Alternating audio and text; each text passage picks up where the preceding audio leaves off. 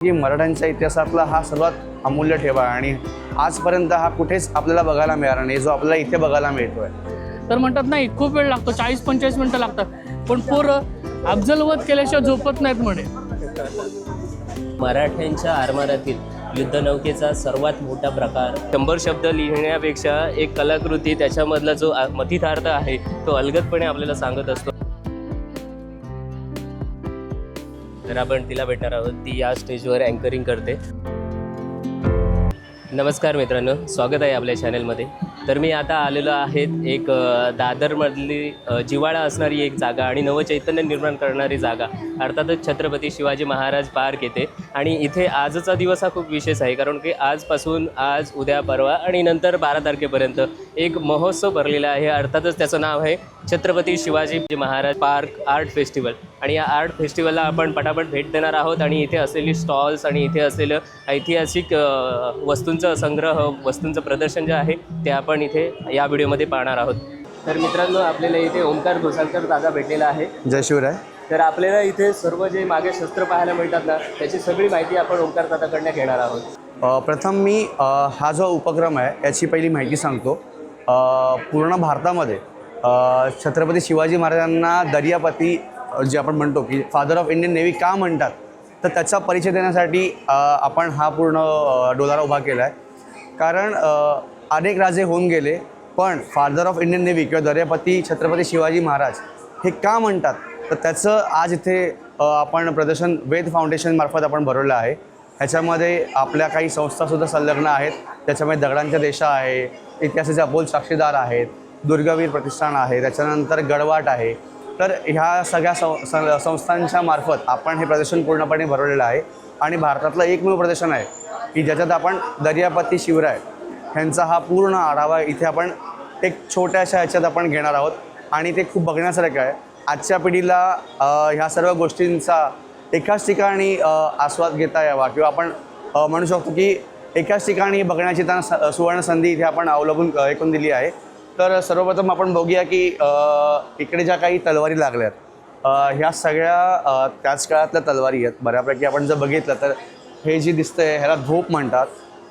हे फिरंगी पातं आहे. हे पातं बाहेरून आपण इम्पोर्ट करत होतो, त्याच्यानंतर आपण इथे ती बनवली जायची आणि तशाच प्रकारचे आहेत. ह्याला रॅपलिंग धोप असं म्हणतात. त्याच्यानंतर हे पट्टा, आत्ताच आपण काही महिन्यापूर्वी पट्टा हे राज्यशस्त्र म्हणून घोषित सरकारने केलं आहे, त्यामुळे आज आपल्याला हे पूर्णपणे बघायला मिळतं आहे. त्याच्यानंतर जर ही बघितली जाळीदार कट्यार आहे. ह्या तलवारी आहेत काही. महाराजांनी ज्या वेळेला आरमार हा जे सुरुवात केली, म्हणजे म्हणतो ना की ज्याचा समुद्र त्याचा ते आरमार. आत्तापर्यंत असं होतं की आपल्याला काही गोष्टी करायचं तर आपल्या पोर्तुगीजांकडनं परवाने घ्यावे लागायचे, पण ज्या वेळेला जे आंग्रे आहेत आपले, त्यांनी काही कालांतराने अशा काही गोष्टी केल्या की पोर्तुगीजांना आपल्याकडनं परवाने घ्यावयाची एक वेळ आली. तर त्यावेळेला सुद्धा आपण असं म्हणतो की मराठ्यांच्या इतिहासातला हा सर्वात अमूल्य ठेवा आहे आणि आजपर्यंत हा कुठेच आपल्याला बघायला मिळाला नाही, जो आपल्याला इथे बघायला मिळतो आहे. त्याच्या व्यतिरिक्त आपल्याकडे काही गडवाटांचे हे आहेत, गड किल्ल्यांचे फोटोज आहेत. त्यावेळेला वापरणी केलेली गलबतं आहे, जहाजं आहेत, ह्यांचे आपल्याला मिनिचर आर्ट्स बघायला मिळतील. त्याच्याशिवाय इथलं मुख्य आकर्षण आहे ते म्हणजे शिवराई, शंभूराई आणि लारीन नावाचं एक नाणं आहे अली आदिलशहाचं. हे ह्यावेळेचं मुख्य आकर्षण आहे. आणि आजच्या पिढीला जे फादर ऑफ इंडियन नेव्ही जे आपण म्हणतो महाराजांना, ते का म्हणतो ते इथे आपल्याला पूर्णपणे बघायला मिळेल. तर सर्वांना माझी एक विनंती आहे की 9 तारखेपासून म्हणजे आजपासून रविवारी 12 तारखेपर्यंत हे प्रदर्शन वनिता समाज हॉल दादर येथे छत्रपती शिवाजी आर्ट महाराज फेस्टिवल ह्याच्यामार्फत वेद फाउंडेशनमार्फत आपण हे भरवलेलं आहे. तर आपण सर्वांनी इथे येऊन ह्याचं एकदा तरी नक्की भेट द्यावी. जय शिवराय. तलवारीची अंग जर नीट बघायची असेल तर ह्याला म्हणतात गांजा किंवा गज. इथे तोटी आहे. ही झाली तुझी वाटी, कटोरी म्हणतो आपण त्याला. हा झाला नाकेत्ता. ही झाली परज, ह्याला म्हणतात मुस्कळ. हां, हा झाला तुझा ठोला, जे तलवारानंतर हा दिसतो ना, हा ठोला. ज्या तलवार अडकवली त्याला म्हणतात खजाना. त्याच्यानंतर नख्या, नेत्र, ही झाली पाठ, ही नाळ, जिथे नाळ आणि पाट संपते हां, हा एवढा भाग वरचा जो प्लेन आहे इथपर्यंत त्याला म्हणतात पिंपळा. त्याचा वरचा टोक आहे त्याला म्हणतात अग्र टोक. ही झाली 10. एका ह्याच्यात 16. नॉर्मली ही माहिती खूप जणांना माहिती फार लोकांना माहीत नाही आहे. आणि कसं होतं की ज्या वेळेला आपण आणि एक तलवारीचं उभं हां आहे. म्हणजे आता मुठींमध्ये पण प्रकार आहेत ना. हां. मुल्लेरी मूठ येते, मराठा मूठ येते, त्याच्यानंतर अजून 2 मुठी मला आठवत नाही पण मोस्टली महाराष्ट्रात वापरली गेलेली मूठ म्हणजे मुल्लेरी मूठ, जी फार कमी लोकांकडे आहे आणि आपल्या ह्याच्यात वापरायला मिळाली. तलवारीमध्ये सुद्धा आपल्याला प्रकार आहेत. वक्र धोप आहे, सरळ धोप आहे. आता इकडे सरळ आहे, इथे वक्र आहे. तर वक्र धोप जी आहे ती मोस्टली वापरली गेली पायदळामध्ये आणि सरळ धोप वापरली गेली घोडदळामध्ये. कारण लांब पल्ल्यावरतीच आपल्याला शत्रूला हे करायचं असेल तर त्यासाठी सरळ धोप आपण वापरली गेली. महाराजांनी ज्या वेळा शस्त्रांमध्ये बदल केले त्यात प्रामुख्याने जे बदल केले ते म्हणजे तलवारींची लांबी वाढवली आणि वजन हलकं केलं. जेणेकरून काय झालं की जो लढाईचा जो टाईम आहे एखादं शस्त्र घेऊन तो जास्त काळ झाला. शस्त्राची लांबी वाढल्यामुळे शत्रूला लांबच्या टप्प्यातच आपल्याला हेरता आलं, जवळ येईपर्यंत पोहोचल्यामुळे तर ते करता आलं. आता 2 गोष्टी आपण त्यात अजून बघितल्या पाहिजे. ज्या वेळेला युद्ध होतं, तलवारी तुटतात, तर आपण त्या तलवारी तुटलेल्या आहेत तर त्याचासुद्धा वापर केला. जरी आपण कट्यार बघितली ना तर हिला जाळीदार कट्यार म्हणतो किंवा जोडदार कट्यार म्हणतो. तलवारीचं पातं जेव्हा तुटतं ना त्याला आपण ते रिबेट मारून जॉईन करतो आपण त्याला आणि मग हे कट्यार म्हणतो. ही जोडाची जोड कट्यार.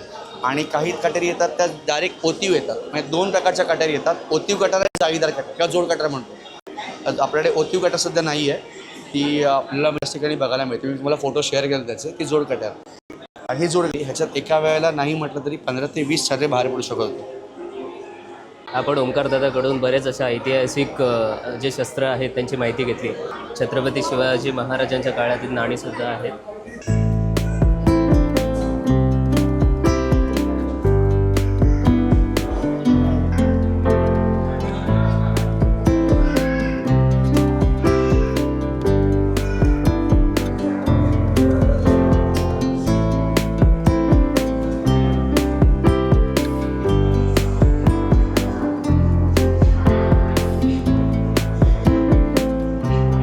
काहीशे वेगळ्या प्रकारचे नाणं आहे आणि अशा प्रकारचं मी पहिल्यांदाच बघतोय. एक त्याची माहिती इथे आहे.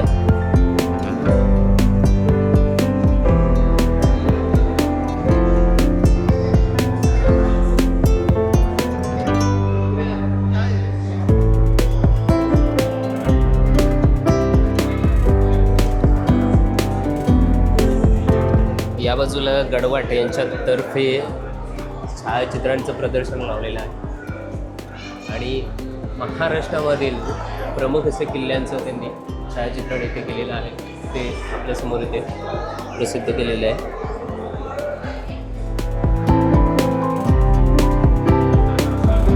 खांदेरी अलिबाग तालुक्यामध्ये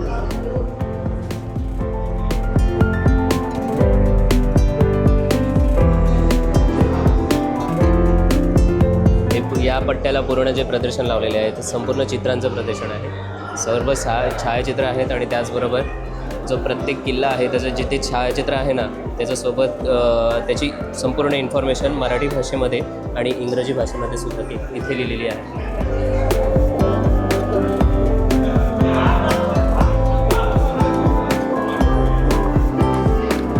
तत्वतचं ज्याजवळ आरमार त्याचा समुद्र याकरिता अवश्यमेव करावे.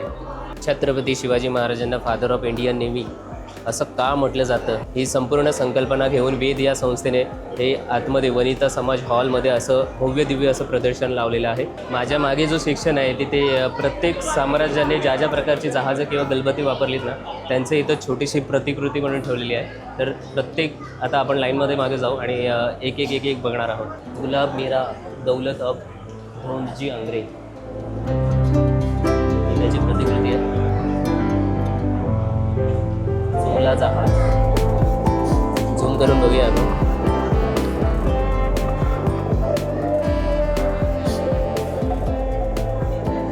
पोर्तुगीजांचे जहाज.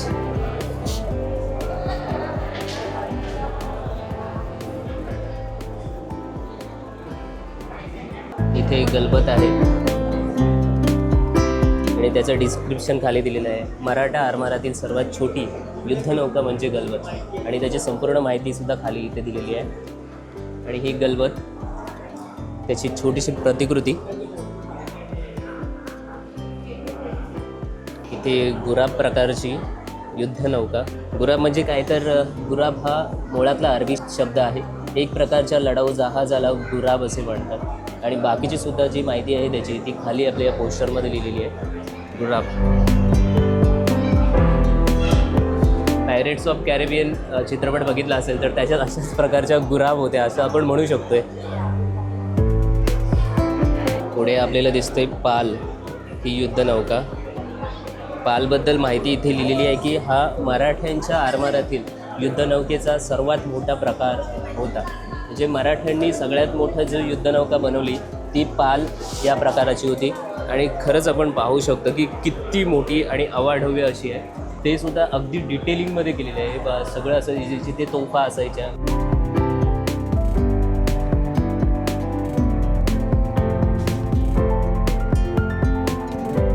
पुढे आहे ते ब्रिटिश जहाज आहे.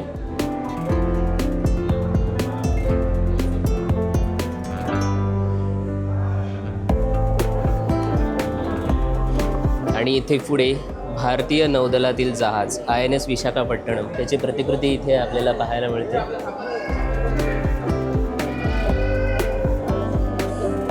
इथे आहे ती भारताची स्वदेशी बनावटीची पहिली विमानवाहू युद्धनौका म्हणजेच INS विक्रांत.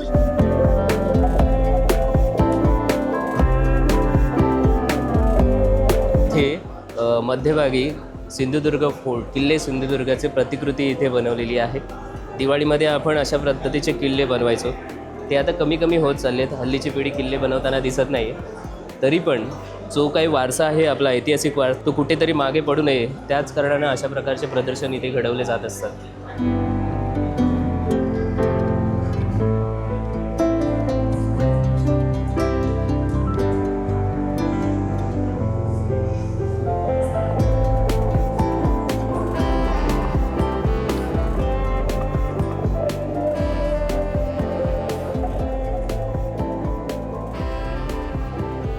वनिता समाज हॉलच्या मुख्य हॉलपासून जर आपण थोडंसं आतमध्ये आलो ना की एक चित्रांचं प्रदर्शन आपल्याला दिसतो.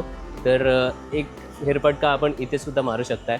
आणि चित्र जर आपल्याला ही खरेदी करायची असतील तर त्या चित्रांसमोर नावं पण दिलेली आहेत आणि त्याचबरोबर त्याच्या किमती किती असणार आहेत ना त्या पण इथे दिलेल्या आहेत. जसं की हा एक आपण चित्र पाहू शकतो वॉटर कलरमध्ये लँडस्केप पद्धतीचा आणि त्याची किंमत ही 3000 रुपये आहे इथे दिलेली आहे.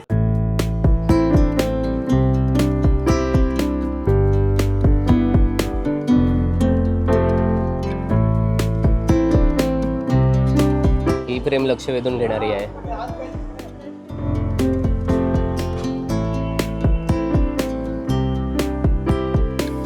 हे चित्र गावाकडची आठवण करून देणारं नक्कीच आहे. या बाजूची सर्वच चित्र तशीच आहेत. हे पण हे या बाजूचे सर्व चित्रे निश्चितपणे आपल्याला मुंबईमध्ये गावाची आठवण करून देणारे आहेत. कॅमेऱ्याच्या अँगलने या सर्व चित्रांची सुंदरता आपल्याला निश्चितपणे दिसणार नाही आहे. त्याच्यामुळे इथे जवळ असाल तर आपल्याला हे सर्व सुंदर चित्रे ही मोकळ्या डोळ्यानेच बघायला लागतील. स्वातंत्र्यवीर सावरकर, जय हरी विठ्ठल. हॉलच्या थोडंसं बाहेर आपल्याला इथे पुस्तकांची विक्रीसुद्धा मिळणार आहेत. दुर्ग महर्षी आप्पा परब यांनी संकलन केलेली आणि लिहिलेली पुस्तकं आपल्याला इथे विक्रीसाठी सुद्धा उपलब्ध आहेत. इथून आपण ही पुस्तकं खरेदी करू शकताय.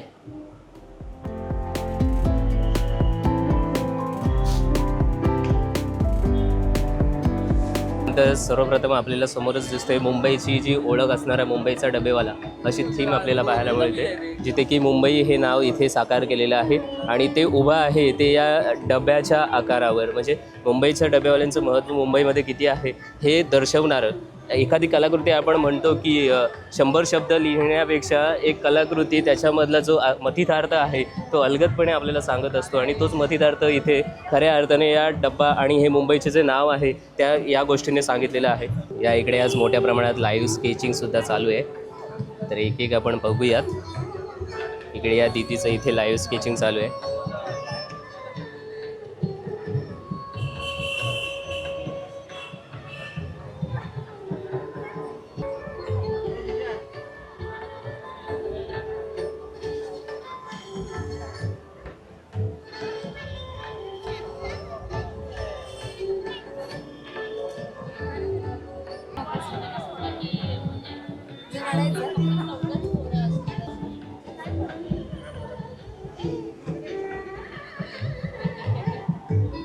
काही येतील उद्या परवा आणि 12 तारखेला. तर तुम्ही मराठी मातीतला हा कलाकार वेगवेगळ्या कला घेऊन आपला वर जातोय, तेजास येतोय. तर आपण ह्या प्लॅटफॉर्मच्या निमित्ताने, या व्यासपीठाच्या निमित्ताने सगळेच कलाकार इथे एकत्र येणार आहेत. काही विकायला ठेवता का? नाही, इथे आम्ही काय लाईव्ह पोट्री आहे. हां म्हणजे लोकांना हे पोट्री म्हणजे कसे बनवतात त्या एक्सपिरियन्ससाठी. म्हणजे त्या लोकांना बघायचं असेल तर दुसरीकडे कुंभारकडे किंवा कुठे जायला लागते. आणि इथे कसं तुम्हाला डायरेक्ट लाईव्ह मिळतोय.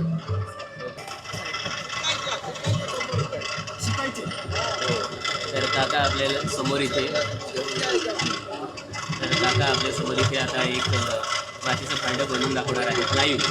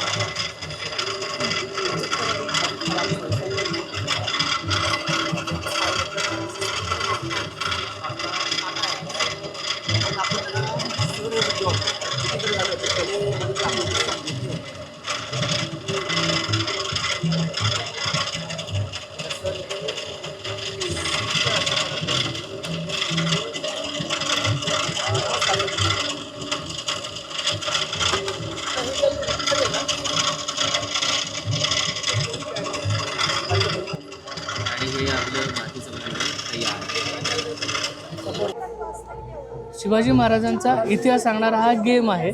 शिवजन्म ते राज्याभिषेकापर्यंतचा प्रवास आपल्याला एक महाराजांचा मावळा म्हणून करायचा आहे. ठीक आहे, आवडत्या रंगाचं टोकन घ्यायचं, शिवजन्मावरती ठेवायचं, हर हर महादेव म्हणायचं, फासे टाकायचे. फासेचं दान तुला ज्या घरावरती घेऊन येईल त्या घटनेमध्ये तू आहेस असा त्याचा अर्थ होतो. ठीक आहे, चांगल्या घटनांवरती तुम्ही आले तर स्वराज्यातून बक्षीस म्हणून तुम्हाला स्वराज्य लक्ष्मी होन्स मिळतात, आनंद होतो, पैसे मिळतात म्हणून. पण जसं अफजल खान आला, सुभा लुटतो, शाहिस्ते खान आला, महाराजांच्या घरी 3 वर्ष पुण्यामध्ये राहिला, पुरंदरचा तह झाला, अशा ठिकाणी आला तर स्वराज्याचा मावळा म्हणून स्वराज्याचं नुकसान तुलाच भरून काढायचं आहे. खेळता खेळता तुला कळतं स्वराज्यात किती चढ उतार आले होते, काय घटना घडल्या होत्या. या घटनांची माहिती सांगणारी पुस्तिका याच्यामध्ये इंग्लिश, हिंदी, मराठी तिन्ही लँग्वेजमध्ये दिलेली. ज्या घटनेवरती येशील तेवढी माहिती व्यास तेवढा इतिहास माहिती होतो. याच्यामध्ये तुम्हाला स्वराज्योद्धे आणि दुर्गांची साथ मिळते. याचा फायदा काय होतो तर खेळताना तू संभाजी महाराजांच्या जन्माच्या घरावरती आलास, ठीक आहे, तुला 500 वरून मिळतात. पण संभाजी महाराजांचा जन्म झाला पुरंदरवरती, हे जर कार्ड तुझ्याकडं असेल तर याच्यावरती 100 घटनांमधले जे नंबर आहेत पुरंदरवर घडलेल्या घटनांचे, याच्यावर 23 नंबर आहे. जर कार्ड तुझ्याकडं असेल तर प्लस तुला 200 स्वराज्यातून बक्षीस म्हणून मिळतात. याचं खेळतानाच कळतं की कुठल्या दुर्गावरती काय घटना घडल्या होत्या.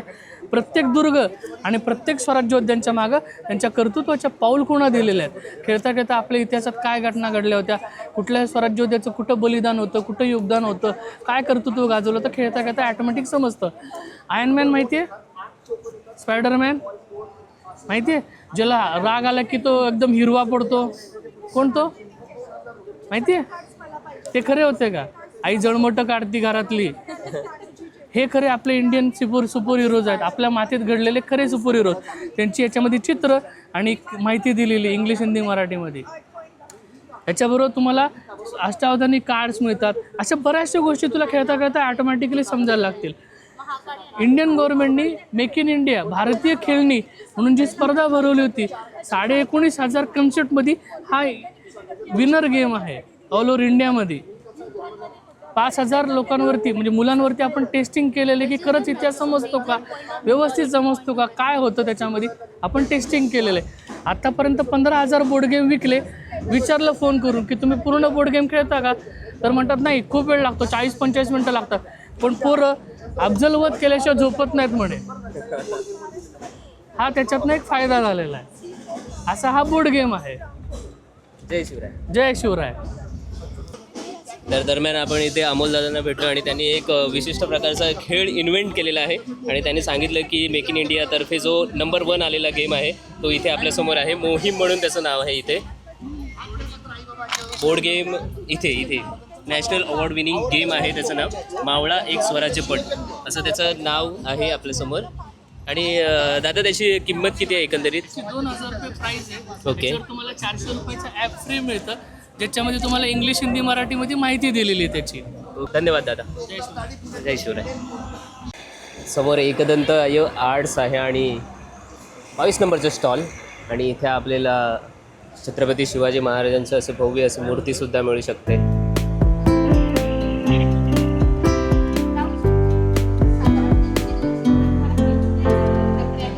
भरपूर अशा प्रतिकृती इथे मिळणार आहेत आणि महत्त्वाचं मी दादर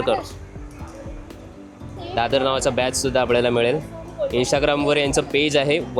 1 लाखाच्या वरती फॉलोअर्स आहेत आणि त्यांचं हे बॅच आपल्याला इथे दादरमध्ये भेटणार आहे. अजून एक पुढे दालन आहे आणि इथे आपल्याला आर्ट्ससुद्धा पाहायला मिळणार आहेत.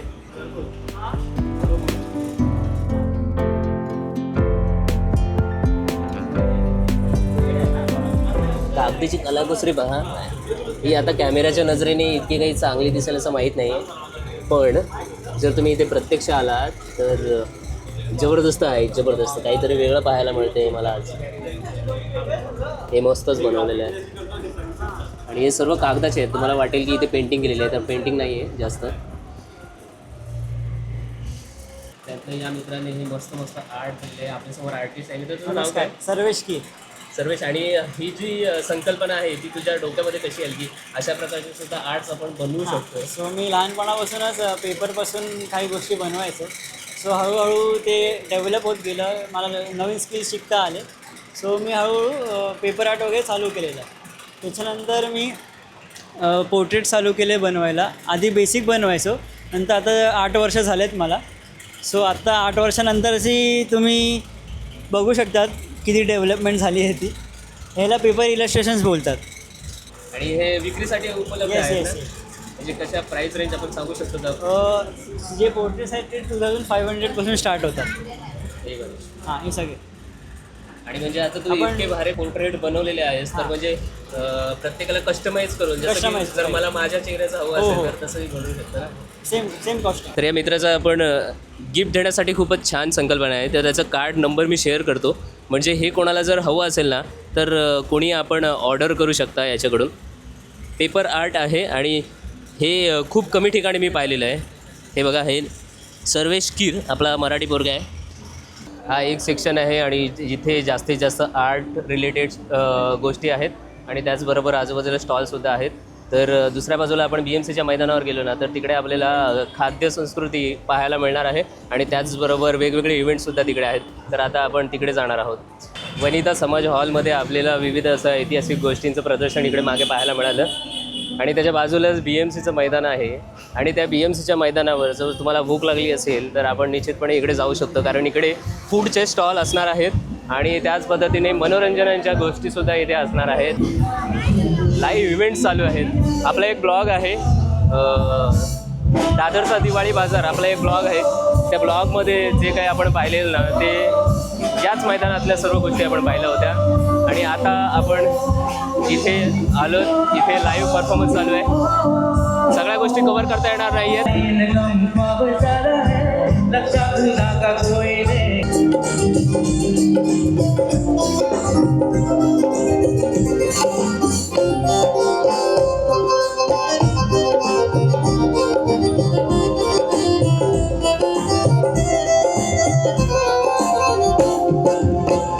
तर मित्रांनो, आपल्याला इथे आपली एक मैत्रिणीसुद्धा भेटलेली आहे, संजना. तर आपण तिला भेटणार आहोत. ती या स्टेजवर अँकरिंग करते. हाय संजना, कशी आहेस? तर हा प्रोग्राम कसा चालू आहे? कमाल. छत्रपती शिवाजी महाराज पार्क फेस्टिवल 2025 आणि हे 4थं वर्ष आहे. मला खूप छान वाटतं आहे. मी 4थं वर्ष आहे माझं इथे अँकरिंग करायचं. तुम्ही पाहू शकता मस्तपैकी इथे गाणी, संगीत ऑफकोर्स, आणि इथे फूड फेस्ट आहे. नक्की व्हिजिट करा. अजून पुढचे 2-3 दिवस हा कार्यक्रम असणार. उद्या इथे संध्याकाळी 7 नंतर अभंग रिपोस नावाचा अतिशय सुंदर बँड इथे परफॉर्म करणार आहे. ऐकलेलं आहे त्यांचा 1 नंबर आहे ते. अगदीच सगळे अभंग तुकारामांचे वगैरे छान सुंदर नवीन ढंगात ते इथे परफॉर्म परफॉर्म करतात. नक्की या, सगळ्यांना आवाहन करेन, नक्की या, जरूर या. मित्रांनो, पलीकडच्या BMC ग्राउंडमध्ये जिथे की इव्हेंट्स मस्त मस्त चालू आहे, गाण्यांचा कार्यक्रम, तिथं आपण अँकरिंग करणारे आपली मैत्रीण संजना हिला भेटलो आणि तिचीच बहीण श्रुती या बाजूला इकडे अँकरिंग करते. म्हणजे या दोघींनी सुद्धा दोन्ही बाजूची स्टेज सांभाळत असताना आपल्याला दिसल्या. तर आता आपण तिला सुद्धा इथे भेटणार आहोत. हाय श्रुती, कशी आहेस? मी छान आहे, तू कसं आहेस? मी मस्त आहे. मग तुमचे हे 2 स्टेज आहेत ते तुम्ही तुमच्या नावावरच केलेले आहेत का? असं म्हणू शकतो का हो, मी? आम्ही आता गेली 4 वर्ष शिवाजी पार्क फेस्टिवल करतोय आणि होस्ट करतोय आणि आम्हाला खूप मजा येते, कारण शिवाजी पार्क हे आमचं खूप जवळचं आहे. पहिली गोष्ट, आमचं दुसरं घर आहे शिवाजी पार्क, इकडचीच असल्या कारणाने. त्याच्यामुळे आम्ही खूप एन्जॉय करतो आणि हे घरचंच आहे म्हणजे हा कार्यक्रम. अँकरिंग वगैरे कशी चालू आहे? खूप मस्त चालू आहे, मजा येते, कारण इकडचा क्राऊड खूप छान आहे आणि हे पार्क फेस्टिवल खूपच भारी आहे. तुम्ही सगळ्यांनी प्लीज व्हिजिट करा आणि याच्या चॅनलला नक्की सबस्क्राईब करा, कारण हा उत्तम कंटेंट तुमच्यापर्यंत पोहोचवण्याचा प्रयत्न करतो आहे. सबस्क्राईब करा. तर मित्रांनो, छत्रपती शिवाजी महाराज पार्कामध्ये छत्रपती शिवाजी महाराज आर्ट फेस्टिवलचं आयोजन केलेलं आहे. तर हा फेस्टिवल 9, 10, 11, 12 या 4 दिवशी आयोजन असणार आहे. तर तुम्ही इथपर्यंत येऊन या आयोजनामध्ये मनमुराद आनंद लुटू शकताय. तर आपण आजच्या ज्या दिवशी म्हणजे पहिल्या दिवशी आलेलो आहोत आणि हे सर्व कव्हर करण्याचा प्रयत्न केला. तर हा ब्लॉग करत असताना तुम्हाला हा कसा वाटला तर आम्हाला नक्कीच कमेंटमध्ये लाईक, कमेंट, शेअर करून नक्कीच सांगा आणि आपल्या चॅनलला सबस्क्राईबसुद्धा करा. जय हिंद, जय महाराष्ट्र.